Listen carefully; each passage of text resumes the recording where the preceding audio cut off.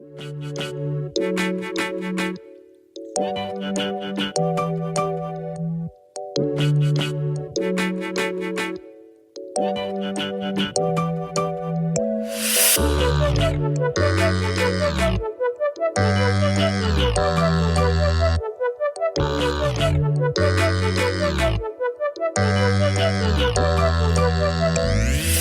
welcome to Technology Tap. I'm Professor J-Rod. On today's episode, we'll talk about networking and network questions. And we also will talk about Technology Tap Premium. Let's get to it.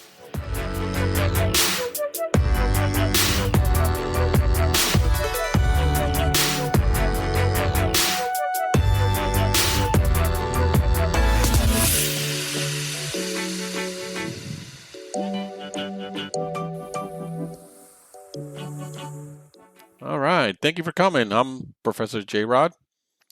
First, I want to talk about Technology Tap Premium. This is a new service that's going to be available. And what it is, it's a service available for 5 months, and it will give you access to exclusive content. For example, I will hold live Zoom sessions to see where people are struggling in the exam, right? And help you push and go on and achieve your goal of passing the exam of A+, Network Plus, Security Plus. Interviews with people who can provide you with services. Maybe I'll get someone to coach us on interview techniques, resume writing, people who will help you get to the right job that fits you. Also, I want to form a community to help each other, right? Network. Let's start networking with each other and helping each other out. We could do study groups, right? You guys can do, there's so many platforms, Zoom, what is the ones that kids use? Discord, right? We can use all that to study, but if we, let's get together as a community and start building that for everyone to achieve their goal, right? We can push each other, have that method, no man left behind, have that attitude. Also, we'll be giving away prizes on Technology Tap Premium. The first prize, which will be given out on June 1st, is a voucher to an A+, Network Plus, or Security Plus exam. So if you're going to take, let's say, Network Plus in, June 18th, you might win, and you don't have to pay for it. It will be free. 2 conditions. You must be a subscriber of Technology Tap Premium for 3 months in order to qualify for the voucher. And you also have to come on the podcast and talk about it, right? We'll do a little quick one-on-one, how are you? How you feeling? You won. Tell me how you feel. What are you going to do? Stuff like that. So those are the only 2 rules I have for the free vouchers. So I'm going to do it June 1st, August 1st, October 1st, December 1st. So, and all you have to do is be a subscriber for 3 months and you qualify for the voucher. All right. So hopefully we'll be able to, Technology Tap Premium is online. I'll put a link in the show notes where you can click on it and subscribe. Hopefully we'll get this networking community up and going, and we can help each other. We can help each other get jobs. So, I want to be able to buy a license of Zoom. So, that's kind of one of the things I want to use, for the fees, and also be able to buy the vouchers. So, I want to be able to grow this little community that we have established. It's not, millions, but, slowly but surely, as this is my 3rd year, I've seen growth in this podcast, and I appreciate each and every one of my listeners, and I really, really want to help you, reach your goal. And if there's any, teachers out there who are listening to me and, kind of want me to talk about the CompTIA exams to your classes, hit me up. ProfessorJrod@gmail.com. I'll be more than happy to, do a Zoom for your class and talk about the exam, talk about my experience, from poor first generation college student to being a professor and, having my certifications and the process that I went through and all that. It's a good motivating story for students. And so if you're a teacher, high school or college, and you want me to talk, I know some schools, some teachers follow me, and I think they have their students follow me. And if you ever want me to come on, I'm more than happy to do it. I don't have any problems with that. So, all right. So that's going to be a new service that it's available starting today. So if you want, subscribe, $5 a month, and we'll get this show on the road. I'm already working on someone, hopefully, to interview for resumes. She's really good, and just got to coordinate the dates with her. So, all right. I have 6 networking plus questions that we're going to go over today. And as always, you can follow along in the website, just professorjrod.com. There's a link. I'll put a link in the show notes, and you click on it and you can see the questions. So here is the first question. A technician is configuring a network switch to be used in a publicly accessible location. Which of the following should the technician configure on the switch to prevent unintentional connections? A. DHCP snooping. B. Geofencing. C. Port security. D. Secure SNMP. I'll read it again. A technician is configuring a network switch to be used in a publicly accessible location.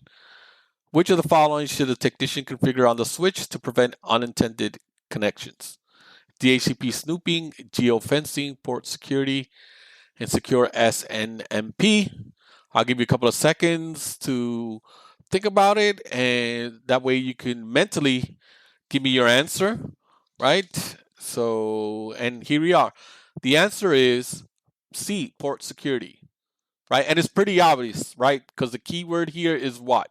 What is the key word, right? I always say a lot of these questions, not all, a lot, have keywords. So the keyword here is switch. So port security is the key to this question. All right, there we go. Next question. Very good. Next question. A network administrator is required to ensure that auditors have read-only access to the system logs, while systems administrators have read and write access to the system logs, and operators have no access to the system log. The network administrator has configured security groups for each of these functional categories. Which of the following security capabilities would allow the network administrator to maintain these permissions with the least administrative effort? That was a long one. A, mandatory access control. B, user-based permissions. D, least privilege. C, role-based access. And D, least privilege. I'll read it again. A network administrator is required to ensure that auditors have read-only access to the system log, while systems administrators have read and write access to the system logs, and operators have no access to the system log. The network administrators has configured security groups for each of the functional categories. Which of the following security capabilities will allow the network administrator to maintain these permissions with the least administrative effort? MAC, mandatory access control. B, user-based permissions. C, role-based access. Or D, least privilege. I'll give you a couple of seconds to think about it in your head, and then you can mentally, telegraph it to me. And the answer is C, role-based access, right? Mandatory access relies on central authority to assign security labels to objects and subjects, so that won't be it. User-based permissions assigns permissions to individual users, and we're not doing that. It can be more complex for more administrative effort to maintain when you have a lot of people. And then least privilege, we don't know what's that, right? Limits users to minimum set of permissions. So the answer is C, role-based. All right, very good. Users attending security training at work are advised not to use single words as password for corporate application. Which of the following does this best protect against? By not using single word, right?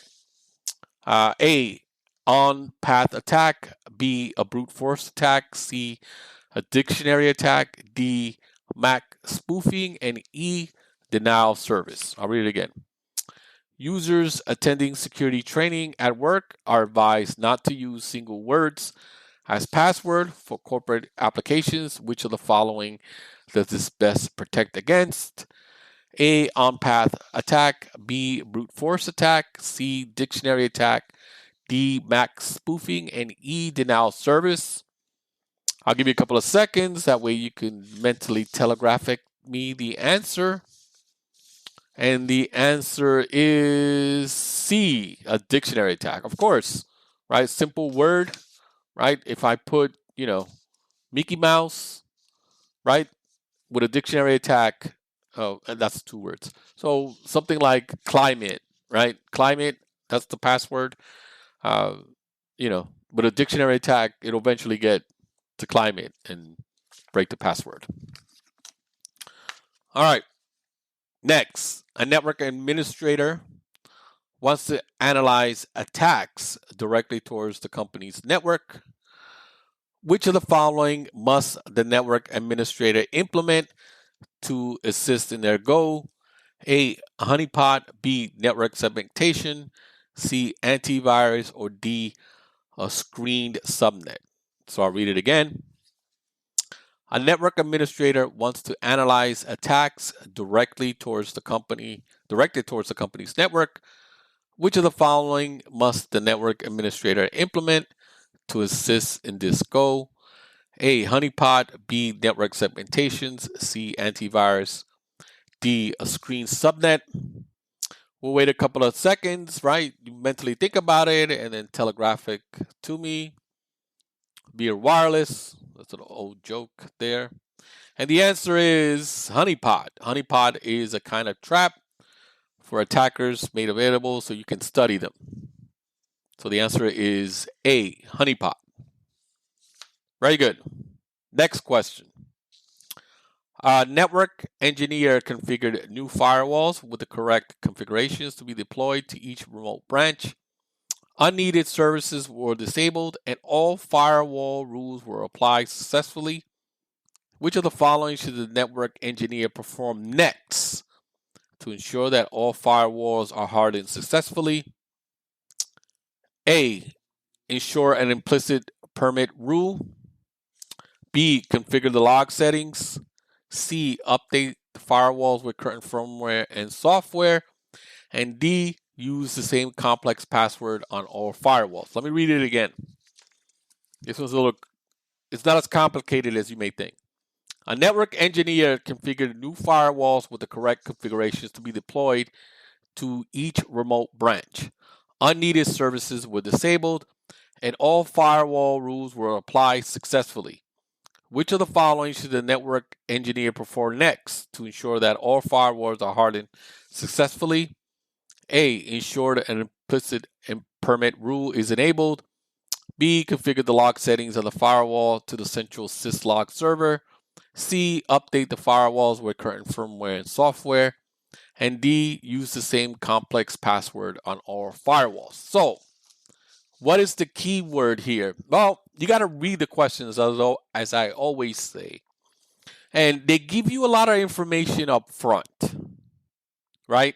They give you a lot. A network engineer configured new firewall, correct configurations, unneeded services were disabled, all firewall rules would apply.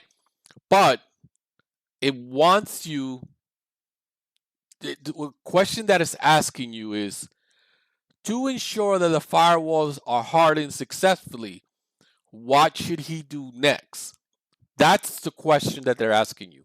All this other stuff before, it's kind of garbage, right? It's a MacGuffin, as they say in the movie, right?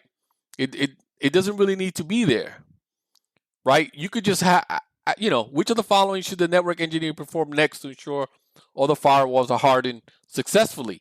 You could erase everything else and just with that small sentence get the answer, right? Because there's only one possible answer for that, for ensuring that it's successfully hardened. And that's C. Update the firewalls with the current firmware and software.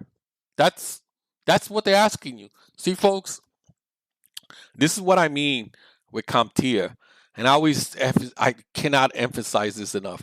And I do this to my students, where I tell them, you gotta read the question. That's the big, big thing in these CompTIA exams. The ability to read the question and the ability to take out clues out of the question. And this is actual technique, right? They teach this in some charter schools, from what I've understood. I was a high school teacher in a charter school in Newark, New Jersey, and I had a kid he wouldn't come to class, but when he would come, and I would give him a practice exam like IT fundamentals. That's we try to cover IT fundamentals and get them certified while they were in high school.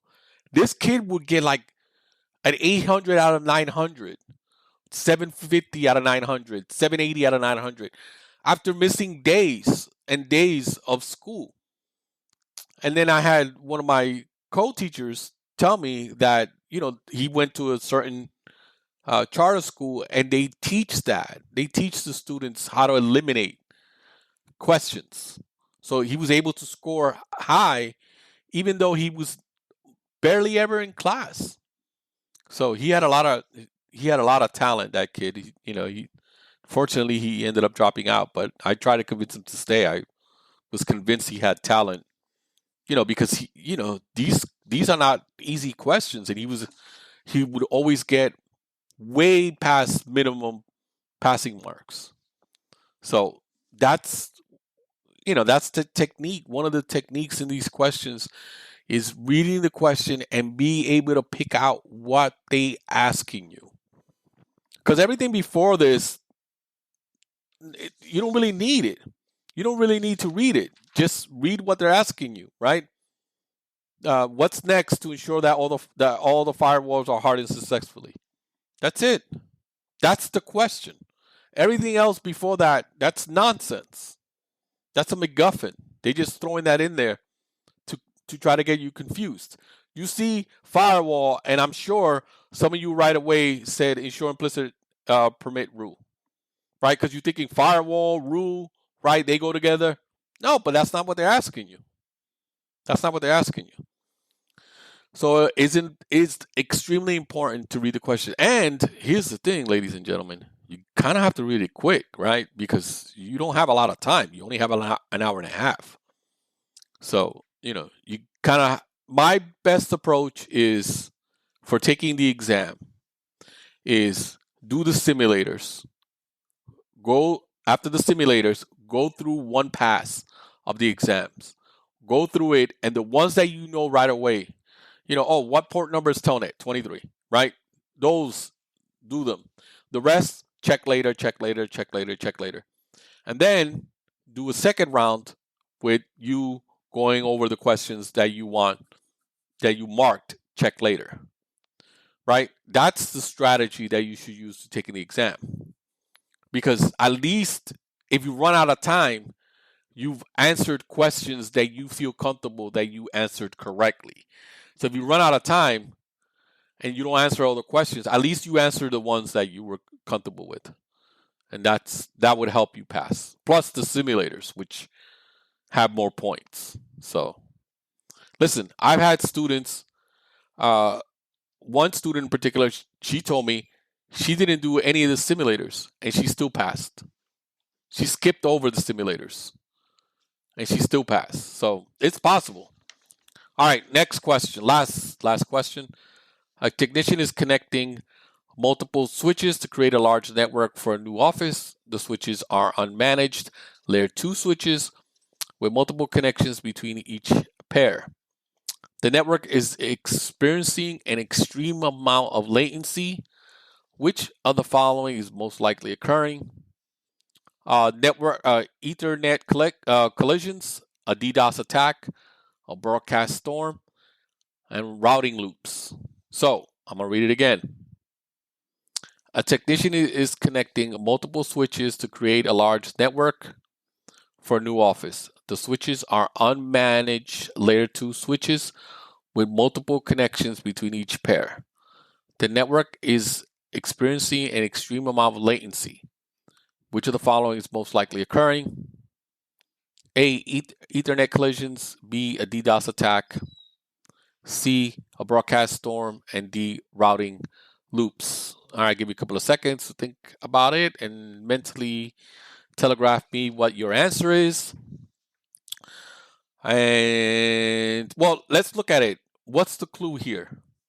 Well, I would think switches is a huge clue here, right? Switches is a they mention it like 3 times, right? 1, 2 times, right? So switches is one of the clues.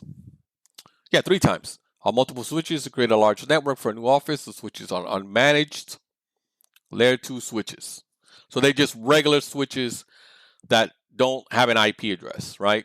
They're those ones that you buy at Amazon for $20, right? The network is experiencing an extreme amount of latency. What does latency mean, ladies and gentlemen? What does it mean?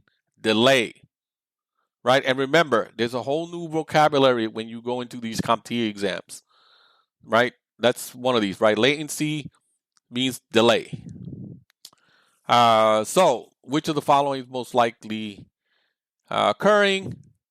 And the answer is C, broadcast storm. Traffic that is, it's like recirculating and is amplified by the loops, right? By the multiple connections causing the network slowdowns. That's the answer. So the answer is C, broadcast storm. All right. Any questions? You know where to find me, right? Hit me up at professorjrod@gmail.com. And please don't forget, subscribe to Technology Tap Premium. It's only $5 a month. And let's get this network community going. Let's expand it. Let's do more. Let's help each other. That's my goal as a someone in academia. I want to help you guys, and wherever you're at in the world, because everybody, my podcast is listened worldwide, and that's one of my greatest accomplishments. So I have fans in London, in Australia, in Japan, in DR, in Vietnam. I have one person who listens, so shout out to him or her. So let's make this community work. Let's expand this community. Let's help each other. Let's do it all. I'm not here to make money. I'm here to help you pass. I want everybody to be able to change their lives.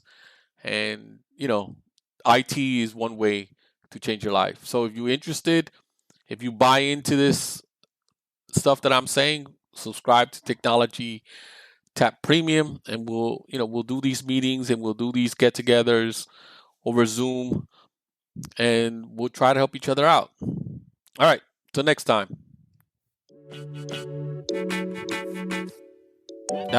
That's gonna put a ball on it today. Thank you so much for listening. This is Professor J. Rod.